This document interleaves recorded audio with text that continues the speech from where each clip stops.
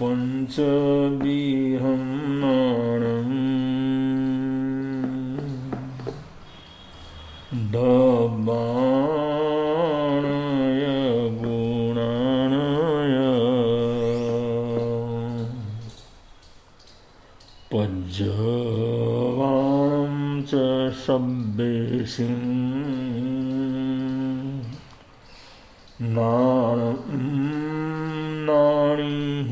दंसीयम्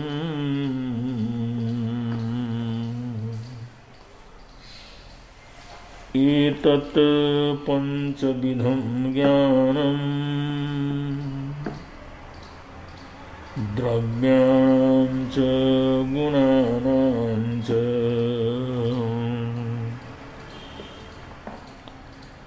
पर्यायाणां च सर्वेषां ज्ञानं ज्ञानिभिर्दर्शितम्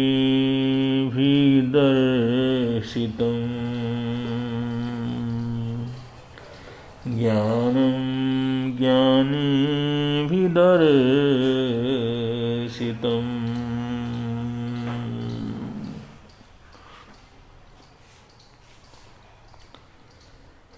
ज्ञानी पुरुषों ने द्रव्य गुण और उनके समस्त पर्यायों के ज्ञानार्थ पूर्वोक्त 5 प्रकार का ज्ञान बतलाया है। नाणम नाणी दंशिणम, ज्ञानियों ने ज्ञान के विषय में जो कहा, ज्ञान के विषय में ज्ञानियों ने जो कुछ बतलाया है तो उसका यहाँ पर विवेचन है। ज्ञान का वर्णन जो ज्ञानियों ने किया, ज्ञान क्या है। अब ज्ञान का वर्णन अज्ञानी करे तो अज्ञानी हो जाएगा। अज्ञानी अगर ज्ञान का परिचय दे, अज्ञानी ज्ञान की परिभाषा दे, अज्ञानी ज्ञान के विषय में बोले, अज्ञानी ज्ञान को पढ़ाए तो अज्ञानी रह जाएगा। अज्ञानी ज्ञान का विवेचन कैसे कर सकता है? अज्ञानी से ज्ञान कहां से प्राप्त किया जा सकता है? अज्ञानी से तो जो निकलेगा, जो सोचेगा, जो कहेगा, जो बोलेगा, जो समझाएगा, वो अज्ञानी होगा। अज्ञान से तो अज्ञानी निकलता है, अंधेरे से तो अंधेरा ही निकलता है, प्रकाश से प्रकाश निकलता है। तो ज्ञान वही ज्ञान है जो संपूर्ण ज्ञानियों ने बतलाया। तो ये बहुत से परंपराएं, बहुत सी धर्म परंपराएं, बहुत से विश्वास, बहुत से दर्शन इतने हास्यास्पद रहते हैं, उनमें जरा सा भी अगर बुद्धि लगाए, जरा सा भी हम दिमाग लगाएं, जरा सा भी सोचें, जरा सा भी उसके ऊपर चिंतन मनन करें, जरा सा भी गहराई के अंदर जाना शुरू करें तो ये एकदम व्यर्थ नजर आएगा। उन्होंने कहा तो बिल्कुल व्यर्थ है, ये तो बिल्कुल झूठ है, ये तो बिल्कुल मजाक है, ये तो बिल्कुल कपोल कल्पित। बहुत ऐसी परंपराएं हैं, बहुत ऐसी मान्यताएं हैं, बहुत ऐसी धर्म श्रद्धाएं हैं जिनका कोई यथार्थ आधार नहीं है, सत्य का आधार नहीं है, वैज्ञानिक आधार नहीं है। वो बस मानते चले जाओ तो ठीक है, अगर उसमें थोड़ा सा भी अगर रुक करके हम सोचना शुरू करें, विचार करना शुरू करें तो उसी समय वो चीज व्यर्थ हो जाता।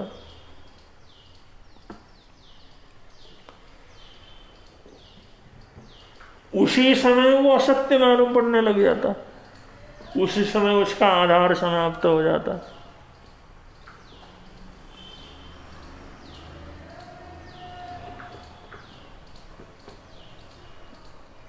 तो बहुत सी ऐसी चीजें हैं संसार में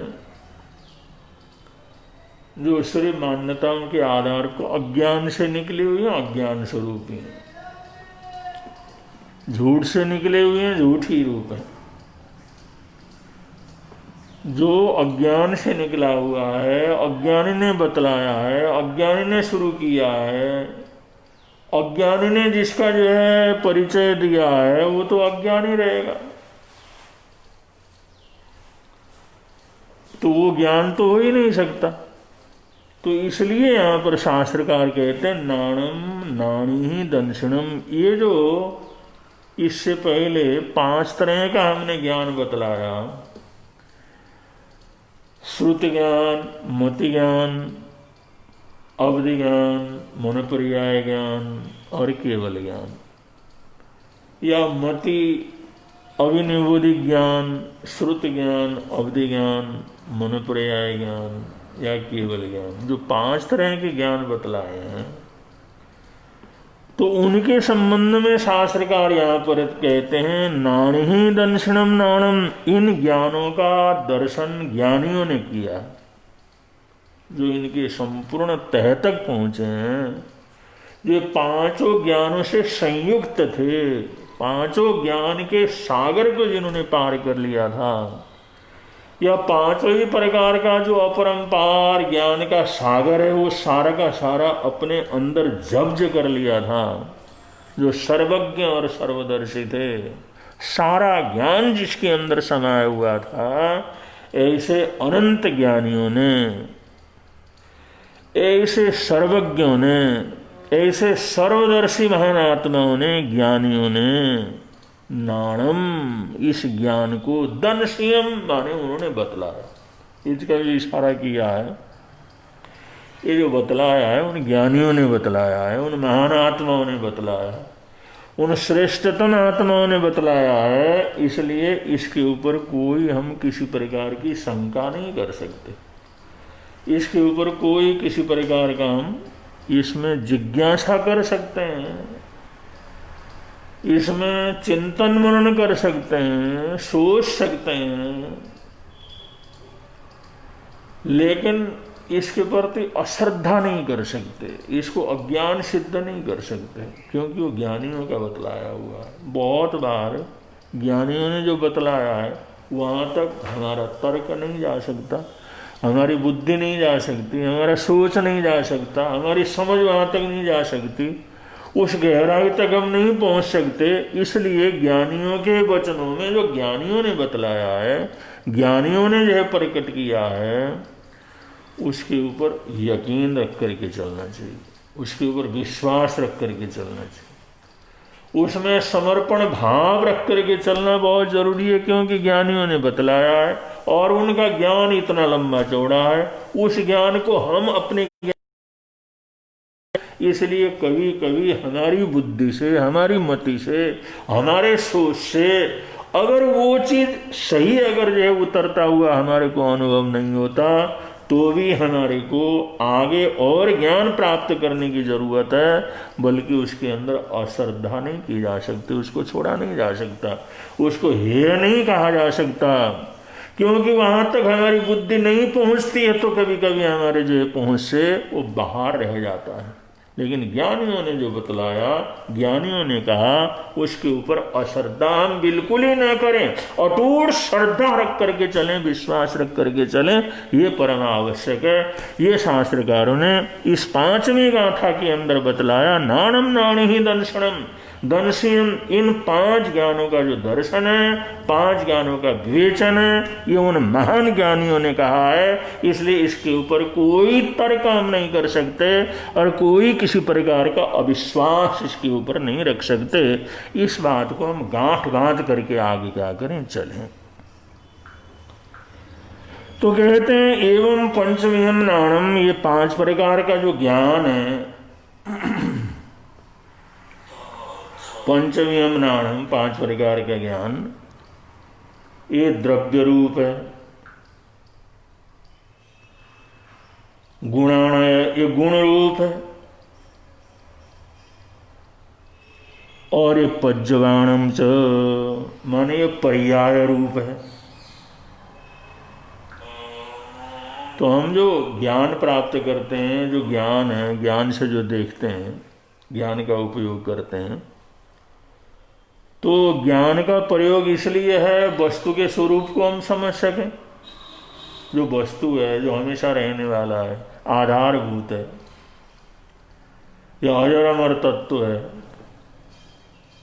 या हमेशा रहने वाली जो चीज है, वो जो वस्तु विशेष है, उस वस्तु विशेष के शास्त्रकार कहते हैं द्रव्य होता है, और उसके गुण होते हैं, गुण लक्षण होते हैं उसके, और उसके पर्याय भी होते हैं। और ये ज्ञान का मतलब ये है द्रव्य के स्वरूप को हम समझें। वो जो हमारा प्रकाश, ज्ञान का प्रकाश जो है, इस तरह से अंदर जाए कि हम उस पदार्थ के स्वरूप को समझें।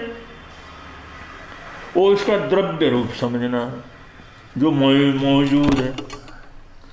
और दूसरा गुणाणम च, माने उसके गुण रूप में समझें, उसको गुणों को समझें, उसका गुण क्या है, उसका लक्षण क्या है।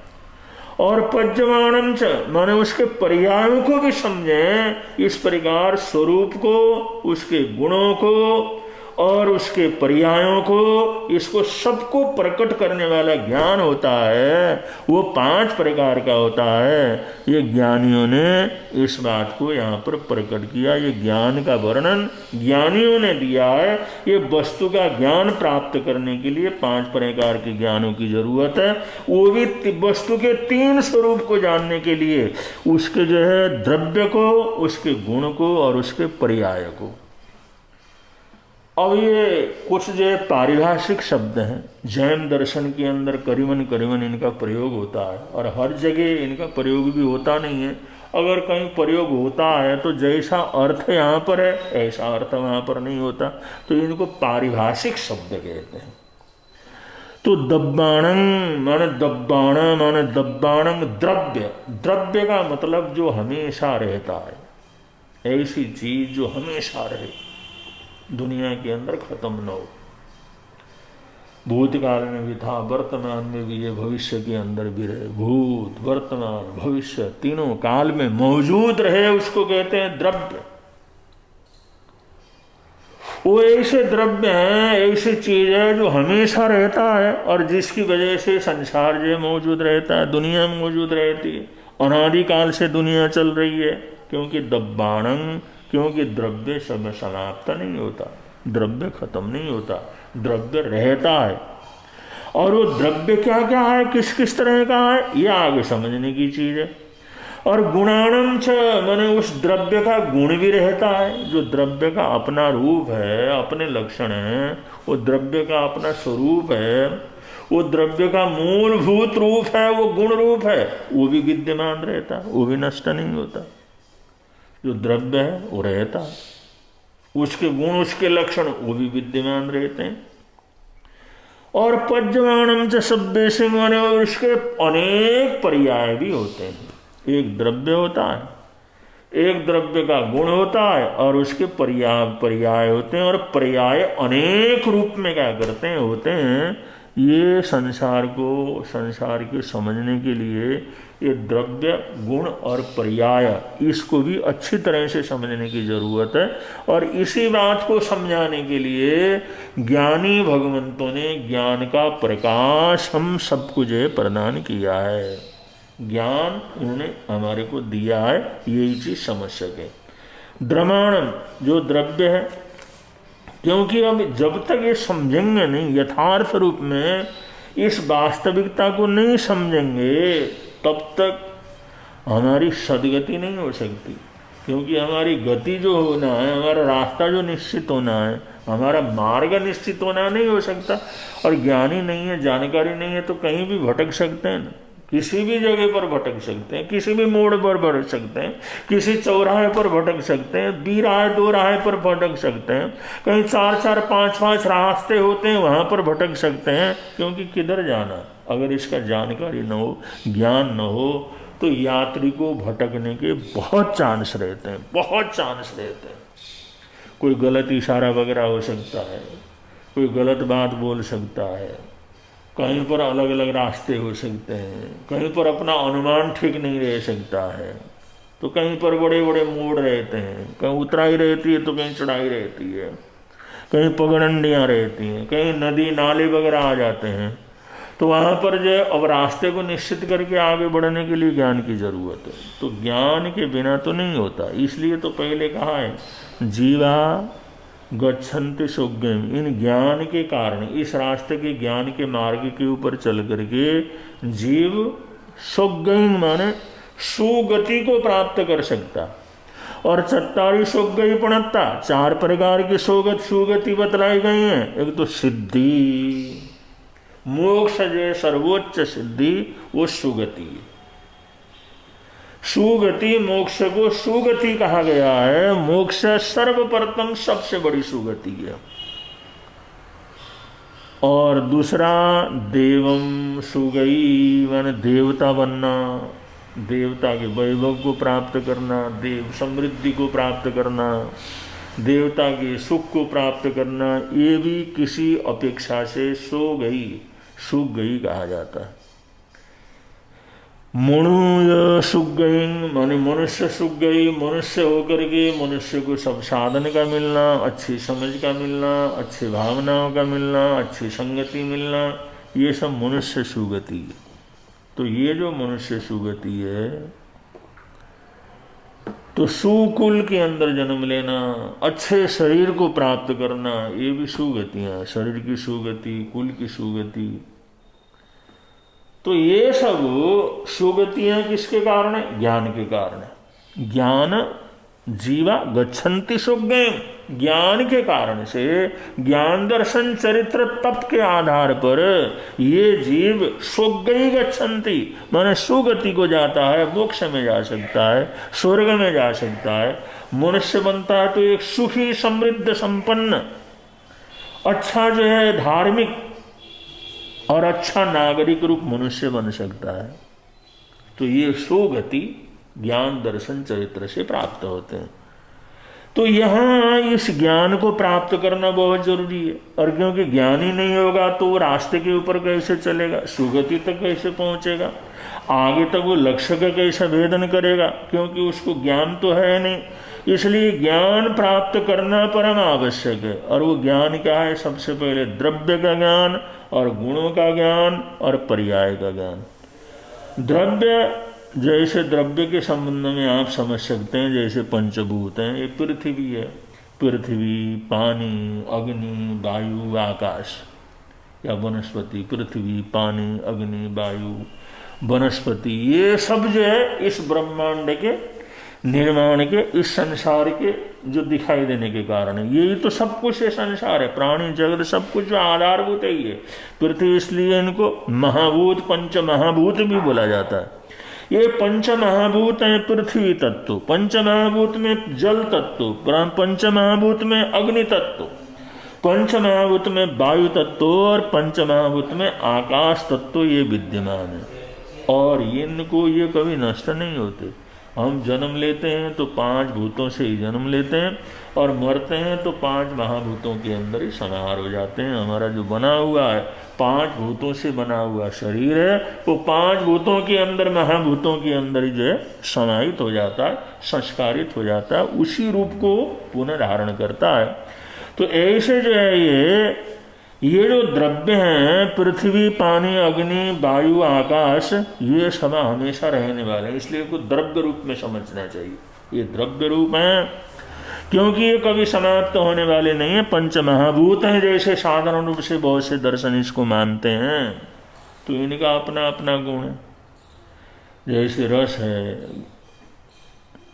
गंध है, स्पर्श है, यह पृथ्वी के जो है। पानी के अंदर भी रस है, कष है, गंध है, स्पर्श है। अग्नि के अंदर इसी तरह से वायु के अंदर, इसी तरह से आकाश तत्व, इनके अपने अलग अलग थोड़े से गुण हैं, लक्षण हैं इनके। उन लक्षणों को भी समझते हैं सही ढंग से। और गुण माने जैसे उनको, जैसे गर्म है तो अग्नि तत्व के अंदर माना जाता है, ठंडा है तो जल तत्व के अंतर्गत आ जाता है। और पर्याय, पर्याय का मतलब होता है उसके अलग अलग रूपों का परिवर्तन होना, अलग अलग रूप में उसका जो है बनना। जैसे एक जो है द्रव्य अलग अलग रूप में परिवर्तित होता रहता है, अलग अलग रूप में दिखाई देता है, लेकिन होता वही है, होता पहले वाला ही है, लेकिन दिखाई अलग अलग रूप में देता है। और ये अलग अलग रूप में जो प्रकट होना है, अलग अलग रूप में जो दिखना है, अलग रूप में परिवर्तन होना है, इसको कहते हैं पर्याय। इसको कहा जाता है पर्याय। और पर्याय अलग अलग होते हैं। जैसे एक सोना स्वर्ण है, स्वर्ण, सुवर्ण, स्वर्ण धातु, और वो स्वर्ण धातु है, वो स्वर्ण का जो गुण है उसका लचीलापन है, पीला दिखाई देना है, ये उसका गुण हो गया। और उस स्वर्ण के अलग अलग आभूषण बनते हैं, कभी अंगूठी के रूप में, कभी हार के रूप में, कभी बाली के रूप में है, कभी कर्णफूल के रूप में है, कभी जो है किसी दूसरे गहने के रूप में, ऐसे दूसरी आकृति के रूप में। तो अलग अलग उसकी आकृतियां हो जाती हैं, अलग अलग उसके रूप होते हैं, अलग अलग उसके आकर्षण के जो है वो आकृतियां बन जाती हैं। ये जो अलग अलग आकृति का बनना है, इस सबको पर्याय कहा जाता है। और पर्याय इसमें अलग अलग है। और पहले वही चीज कंगन के रूप में था, और वही चीज उसी सोने से हार का रूप बना दिया। तो अब हार अलग है, कंगन अलग है, वो अलग दिखाई देता है, वो अलग दिखाई देता है। उसमें उसकी जो कारीगरी अलग है, उसकी कारीगरी अलग है। अंगूठी है तो उसकी कारीगरी अलग है। तो ऐसे एक ही सोना से अलग अलग आभूषण तैयार हो जाते हैं। उसको नष्ट कर दिया जाता है, उसके पर्याय को फिर दूसरा रूप धारण कर लेता है, फिर दूसरा बना दिया जाता है। वो पुराना हो गया, उसको पिघाल दिया, उसको नष्ट कर दिया, तीसरा रूप उसको जो है सकल उसको स्वरूप दे दिया, गहने का रूप दे दिया। तो ऐसे अलग अलग रूप में जो प्रकट किया जाता है, प्रकट होते हैं वो द्रव्य, उस सबको पर्याय कहा जाता है। तो पर्याय में भी वो द्रव्य तो वही का वही रहता है, गुण भी वही का वही रहता है, लेकिन उसकी आकृति बदल जाती है। आकृति बदलने से वो द्रव्य क्या करता, बदलता नहीं है। ये जो है इस संसार को समझने के लिए, जीवन को समझने के लिए, शरीर को समझने के लिए, आत्मा को समझने के लिए 5 ज्ञान की जरूरत है।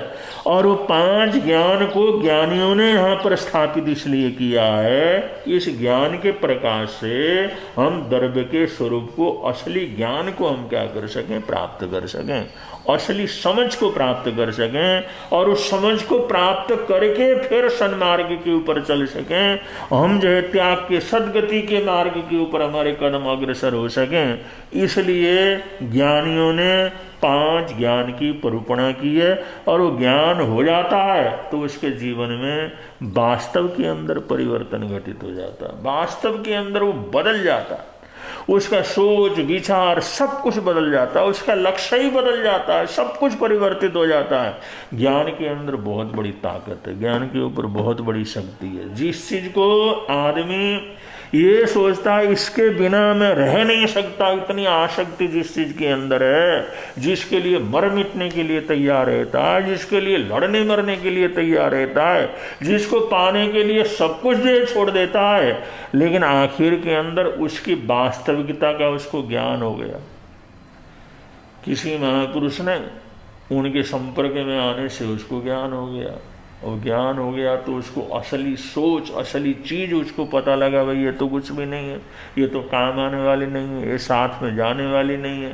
और इसके पीछे कितने झंझट हो जाते हैं, कितने कर्मों के बंधन होते हैं, और उन कर्म बंधनों से कितनी हमारी गति बिगड़ जाती है, कितने बार बार जन्म मरण हमारे को करना पड़ता है। जब ये वास्तविक ज्ञान उस पदार्थ का अगर किसी को हो जाता है ज्ञानी के माध्यम से, या वो ज्ञानियों ने ज्ञान बतलाया उस ज्ञान के माध्यम से, वो जो ज्ञान हो जाने के बाद उसकी आसक्ति टूट जाती है, उसके मन के अंदर ममता होती है टूट जाती है, मेरापन टूट जाता है, बंधन टूट जाता है, और वो देखते देखते जिसके लिए मरने के लिए तैयार रहता है और उसी को छोड़ने के लिए तैयार हो जाता है, उसको त्याग करके चला जाता है।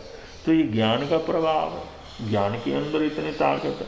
तो ज्ञानियों ने 5 प्रकार के ज्ञान बतलाए, उस ज्ञान के माध्यम से बहुत से लोग इस प्रकार संसार को छोड़ करके और त्याग के मार्ग के ऊपर अग्रसर हो जाते हैं, संयम के मार्ग के ऊपर अग्रसर होते हैं, साधना के मार्ग के ऊपर अग्रसर होते हैं, और इस प्रकार उनके मन के अंदर आसक्ति क्या करती रहती नहीं है। ये बात जो है ये ज्ञानियों के संपर्क में आने से ही होता है, ज्ञान पैदा करने से होता है, उससे जानने से होता है।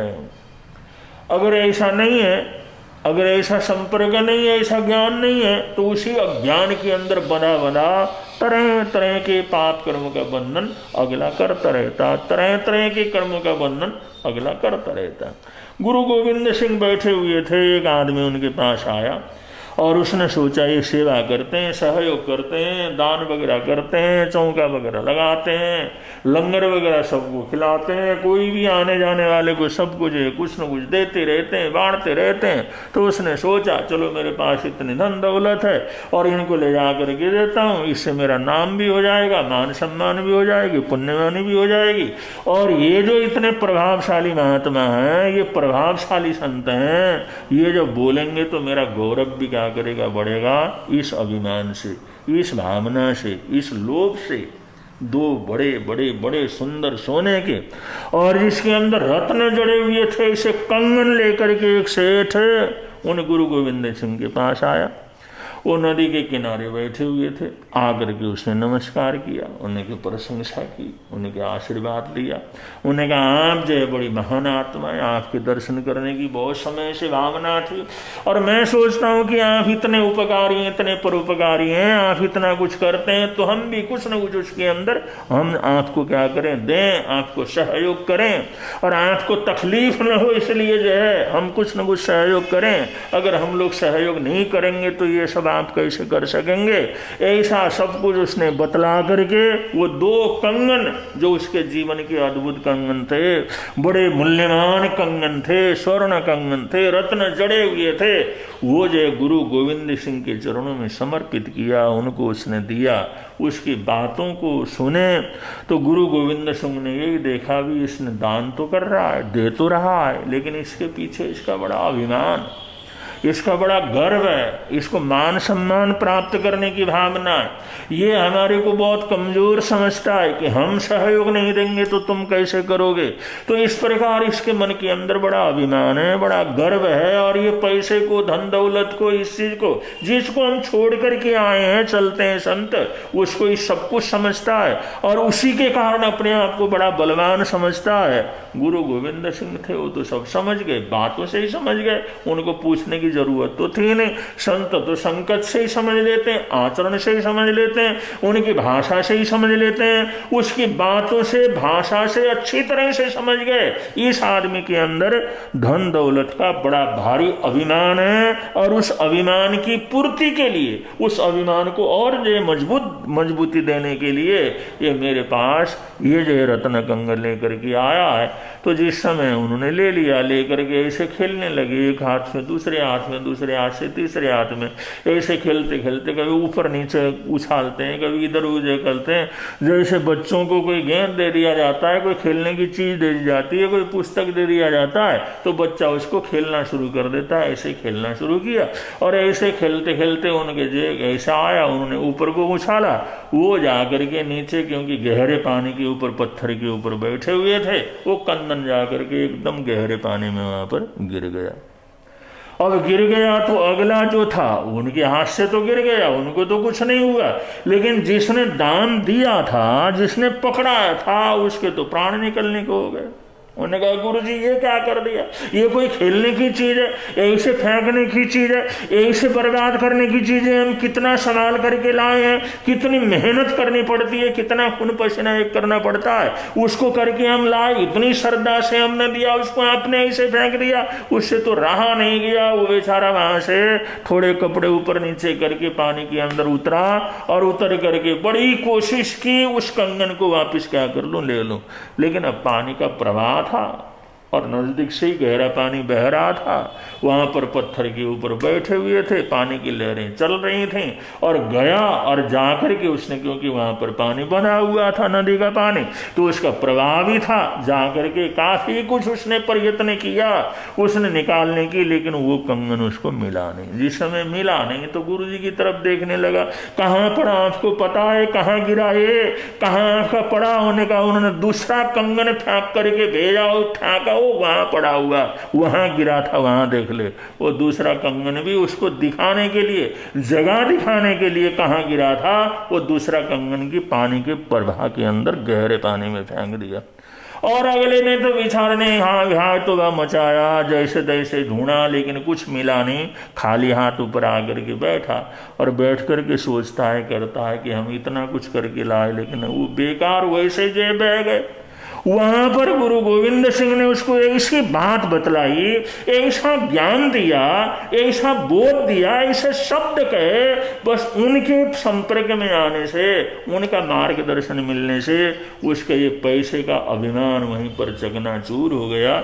उसने कहा भाई ये तो कुछ भी नहीं है। उन्होंने कहा ये सब कुछ भी नहीं जिसके लिए तुम चिंता कर रहे हो, क्योंकि हिसाब किताब तो ऐसे ही बहने वाली चीज़ है, ऐसे ही नष्ट होने वाली चीज़ है, ऐसे ही जो मिट्टी से पैदा हुए ऐसे मिट्टी के अंदर पहुंचने वाली चीज है। उन्होंने जो उसको समझाया तो उसको ज्ञान हुआ, तो बाद में तो दान पुण्य के अंदर उसने बहुत लगाया। जैसा मोह था उसका मोह भी टूट गया और उसने सोचा ये लगाना हमारा फर्ज है, इससे मान मिले सम्मान मिले, इसकी कोई जरूरत नहीं। तो ये ज्ञानियों के द्वारा अगर किसी को ज्ञान मिलता है, बोध मिलता है, तो उसका रास्ता फिर उस सन्मार्ग के ऊपर चलता है, सही यात्री के रूप में उसका सही रास्ता जो है निश्चित हो जाता है। तो ज्ञान का ये महत्व, ये 5 ज्ञान जो ज्ञानियों ने बतलाए हैं, ज्ञानियों ने बतलाए हैं, इसलिए इन 5 ज्ञानों के ऊपर किसी भी प्रकार की शंका नहीं की जा सकती। इस ज्ञान के द्वारा तत्व का निश्चित किया जाता है। तो कैसे तत्व का निर्णय होता है, कैसे कैसे तत्व होता है, इन ज्ञानों के द्वारा किस तरह से उसका निर्णय होता है, ये आगे की गाथाओं में जैसा प्रकरण आएगा आप लोगों के समक्ष लाने का प्रयत्न करेंगे। बोलिए भगवान महावीर स्वामी की जय।